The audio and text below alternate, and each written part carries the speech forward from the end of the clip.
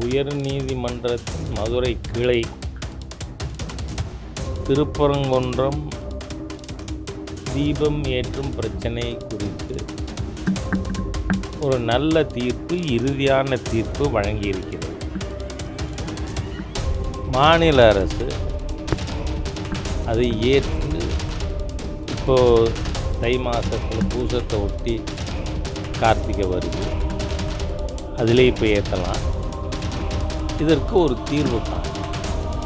எந்த அளவுக்கு இந்த அரசாங்கம் மூளை பிறண்டு போயிருக்கு அப்படின்னு சொன்னால், முருகப்பெருமானின் தீபஸ்தம்பத்தை புணம் புதைக்கிற இடம்ங்கிற அளவுக்கு பேசக்கூடிய அடாசிட்டி, அரோகன்ஸ் சட்ட அமைச்சருடைய பேச்சு.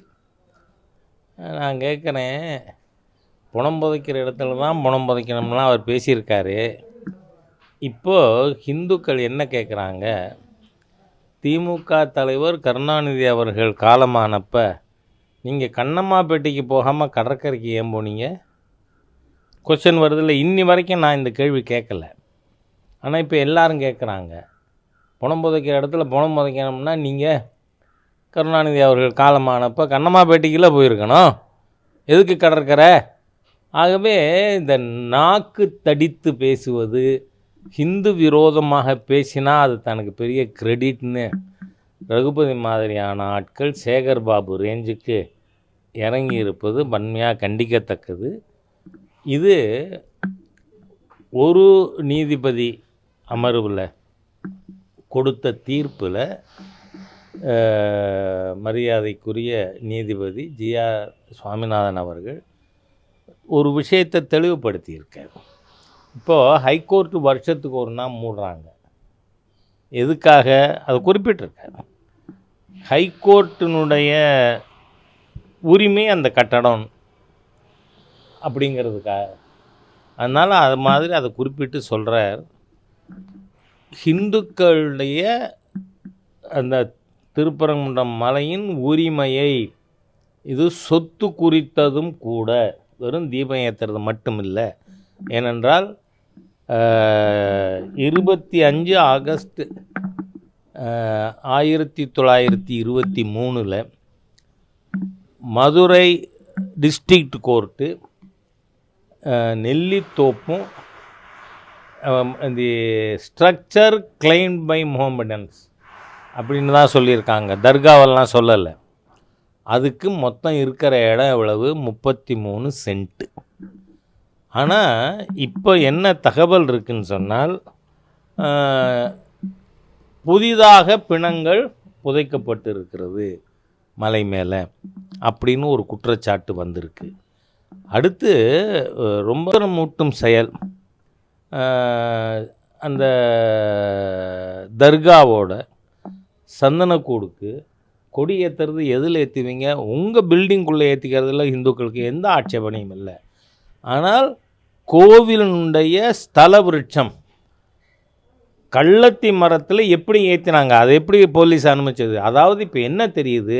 எக்ஸ்ட்ரா பணம் புதைக்க அனுமதிப்பீங்க, கள்ளத்தி மரத்தில் கோவிலோட ஸ்தல விருட்சத்தில் தர்கா கொடி ஏற்றுறதுக்கு அனுமதிப்பீங்க. இப்போ என்ன சதித்திட்டம் இந்த ஸ்டாலின் அரசாங்கத்தின் கீழ் நடக்குதுன்னு சொன்னால், முருகன் மலையை திருப்பரங்குன்றத்தில் இருக்கின்ற அந்த கந்தன் மலையை தர்காவிற்கு ஆக்கிரமிக்க கொஞ்சம் கொஞ்சமாக இந்த தீய ஹிந்து விரோத ஸ்டாலின் அரசு முயற்சி செய்கிறது அப்படின்னு தோணுது. ஏன்னா இந்த 33 சென்ட்டுக்கு மேலே எந்த எக்ஸ்பான்ஷன் ஆக்டிவிட்டியும் கூடாது, ஸ்டேட்டஸ் குவா ஷுட் பி மெயின்டைன்டு அப்படின்னு 1931 பிரிவி கவுன்சில் தீர்ப்புலையும் சொல்லப்பட்டிருக்கு. அதனால் ரகுபதி போன்ற, சேகர் பாபு போன்ற ஹிந்து விரோத தீய சக்திகள் அனாவசியமாக இந்துக்களை உணர்வுகளை தூண்ட வேண்டாம் என்று நான் கேட்டுக்கொள்கிறேன். சார், இப்போ உங்கள் கூட்டணி வலுப்பட்டிருக்கு சார். இப்போ நீங்கள் போய் அமித்ஷா அவர்களை போய் உங்களுடைய அதிமுகவுடைய தலைவர் போய் பார்த்துருக்காங்க, பொதுச் செயலாளர் போய் பார்த்துருக்காங்க.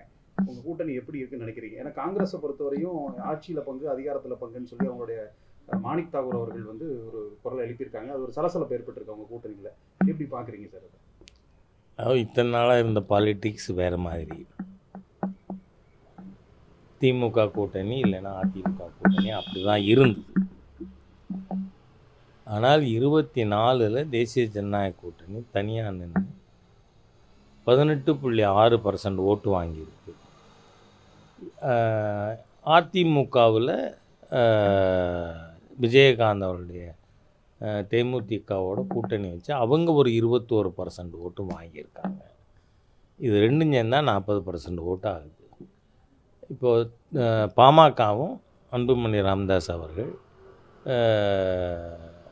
அதிமுக தலைமையிலான தேசிய ஜனநாயக கூட்டணியில் சேர்றதுன்னு முடிவெடுத்திருக்காங்க. கொஞ்சம் கொஞ்சமாக தேசிய ஜனநாயக கூட்டணி வலிமை பெற்று கொண்டு இருக்கிறது. இன்னும் சிலர் இதில் சேரலாம் நிறைய எதிர்பார்ப்பும் இருக்குது. ஆனால் திமுக தரப்பில் விஜயோட என்ட்ரியின் மூலமாக பாதிக்கப்படக்கூடிய கட்சிகள்னு பார்த்தீங்கன்னா நீங்கள் விடுதலை சிறுத்தைகள் முதல்ல, அதே மாதிரியாக காங்கிரஸ். இன்றைக்கி காங்கிரஸ் ஏன் நாங்கள் கூட்டணியில் பங்குன்னு கேட்குறாங்க, இல்லைன்னா அவங்க பங்கு இல்லைன்னு சொல்லிட்டாங்க அதனால் வெளில போகிறேன்னு விஜய்கிட்ட கூட்டணி வச்சுக்கலாம் அப்படிங்கக்கூடிய ஒரு எண்ணத்தில் இருக்காங்க. இது எல்லாமே எதை நோக்கி செல்லுகிறது என்றால் தேசிய ஜனநாயக கூட்டணி ஆட்சி தமிழகத்தில் 26 ஏற்படும் என்கின்ற திசையை நோக்கி நகர்வுகள் ஏற்பட்டு கொண்டிருக்கிறது. ஓபிஎஸ் கூட்டணியில் நிறைய வாய்ப்பு இருக்கா? அது என்ன மாதிரி? உங்களுக்கு தொகுதிகள் வந்து ஒரு 60 தொகுதிகள் வந்து பாஜக தரப்புல இருந்து கேட்கப்பட்டதாக உள்துறை அமைச்சர் வந்தபோது சொல்லப்படுது. அதாவது கூட்டணி பற்றி என்றைக்குமே நான் பேசினது இல்லை, இப்போவும் பேச மாட்டேன். இப்போது யார் யாரெல்லாம் சேர்ந்துட்டாங்கங்கிறத பற்றி சொல்லலாம். ஆனால் புதிதாக வர்றவங்க பற்றி மத்திய தலைமை முடிவெடுக்கணும். அவர்கள் அறிவித்த பிறகு உங்களிடம் நான் பகிர்ந்து கொள்ளலாம்.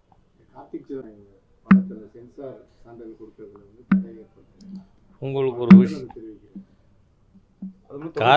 கார்த்தி சிதம்பரம் அவர் மட்டும் இல்லை, காங்கிரஸ் நிர்வாகிகள் இன்னமும் அதான் காங்கிரஸ் கட்சியினரே இன்னமும் அவங்க ஆட்சி இருந்தப்போ நடந்த மாதிரியான நினைப்பிலே இருக்காங்க. எல்லா விஷயம் அப்போ சிபிஐக்கு பேரே என்ன பேர்? Congress bureau of investigation. அப்படித்தான் இருந்தது. எல்லா டிபார்ட்மெண்ட்டையும் அவர்களே இயக்கி கொண்டு. உங்களுக்கு நான் ஒரு விஷயத்தை சொல்கிறேன், திமுக காரங்களுக்கு தெரியணும். திமுகவோட கூட்டணி பேசிக்கிட்டு இருக்கும் பொழுதே ராஜாவையும் கனிமொழியும் ஜெயிலில் போட்டாங்களா இல்லையா? ராஜாவும் கனிமொழியும் ஜெயிலில் போட்டது பிஜேபி சர்க்காரா? இல்லை, காங்கிரஸ் சர்க்கார். காங்கிரஸ் எப்போவுமே கத்திய முதுகுக்கு பின்னாடி வச்சுக்கிட்டே பேரம் பேசக்கூடிய பழக்கம் உண்டு. அதனால் அவங்க இதை பற்றி சொல்கிறாங்க.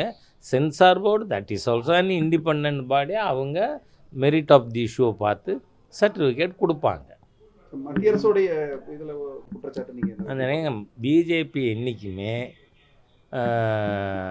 அதிகாரத்தை அரசியல் காரணங்களுக்கு பயன்படுத்த மாட்டோம் அப்படிங்கிறத நான் தெரிவிச்சுக்கிறேன். அதனால் கார்த்தி சிதம்பரம் கண்டிக்கணும்னா சரியான ஆளை பார்த்து கண்டிக்கணும். நாங்கள் நெருக்கடி கொடுக்கணுன்னா செப்டம்பர் 27 கொடுத்துருப்போம். மனிதாபிமானத்தோட மத்திய அரசு செயல்பட்டது, பிஜேபி செயல்பட்டது. இல்லைன்னா நாங்கள் செப்டம்பர் 27 பிஜேபி நெருக்கடி கொடுத்துருந்தா இன்றைக்கி அவர் வெளியில் வந்திருக்க முடியாது. அதனால் நாங்கள் எப்போவுமே ஒருத்தரோட பலவீனத்தை கையில் எடுத்து நெருக்கடி கொடுக்கறதில்ல. சிபிஐ என்கொயரி பண்ணணும்னு நீதிமன்றம் தீர்ப்பு சொல்லியிருக்கு. அன்றைக்கி ஸ்பாட்டில் இந்த சம்பவம் நடக்கும்பொழுது இருந்தவர் விஜய். அதனால் அவரை கூப்பிட்ருக்காங்க விசாரிக்கிறார். சரி, இது பராசக்தி படமும் பேஸ் பண்ணி வர படம்னு சொல்லப்படுது. அதுக்கும் சென்சார் சர்டிஃபிகேட் வழங்கப்படலை. அதாவது சென்சார் சர்டிஃபிகேட்லாம் விடுங்க, அது டிபார்ட்மெண்ட்டை பொறுத்தது. இந்த ஹிந்தி எதிர்ப்பு ஸ்டாலின் குடும்பத்தில் இருக்கா? அவரோட குடும்பம் நடத்துகிற சன்ஷைன் பள்ளிக்கூடத்தில் ஹிந்தி சான்ஸ்கிரிட் சொல்லி கொடுக்குறாங்க. நான் ஏற்கனவே 40 முக்கியமான திமுக தலைவர்கள் நடத்துகிற பள்ளிக்கூடம் பட்டியல் நான் 4 வருஷம் முன்னாடி வெளியிட்டிருக்கேன். பூராமே டிஎம்கே ஆற்காடு வீராசாமி அவர் குடும்பம் நடத்துது, துரைமுருகன் குடும்பம் நடத்துது, டிஆர் பாலு நடத்துகிறாரு.